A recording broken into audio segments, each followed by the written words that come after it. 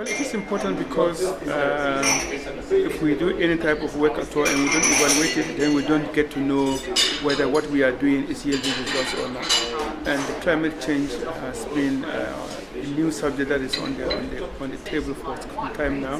There are a lot of initiatives in mitigation on adaptation to climate change, but it is time for evaluators to look at whether what has been put in place and we are working on is yielding fruitful results, and whether it is actually resulting in having an impact on climate change at all. What do you think? I mean, from a Ghana perspective, do you think that, I imagine if you look at all of the funds that have been poured into climate initiatives in the past, say 10 years, it must amount to sort of billions of dollars. Have we seen the returns on those investments that we should have done?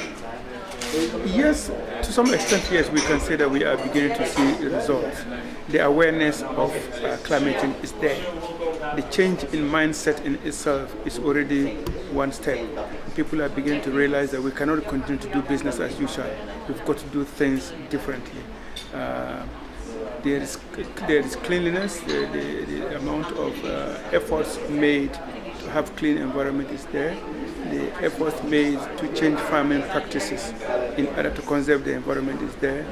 Ghana has stopped the exportation of timber, which was degrading the environment. Ghana has put a higher tax on the importation of older cars, which bring in, where the emissions are very high. And also Ghana has right now stopped the importation of old refrigerators, which come in with CFC gases. And in terms of Ghana, what do you think is most important for a country like yours moving forward? Is it for big, organisations like the Green Climate Funds and other investors to come in and build some wind farms or invest in some solar panels, or are there wider, perhaps more strategic efforts that they should be focusing on, like wider education of the population, or investment in data mapping, climate services? What's the sort of, do you think longer term will be most effective?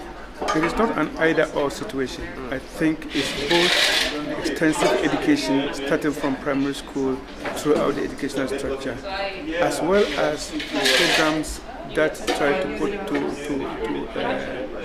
start new energy-saving projects, energy-saving bulbs, use of energy-saving bulbs, the recycling of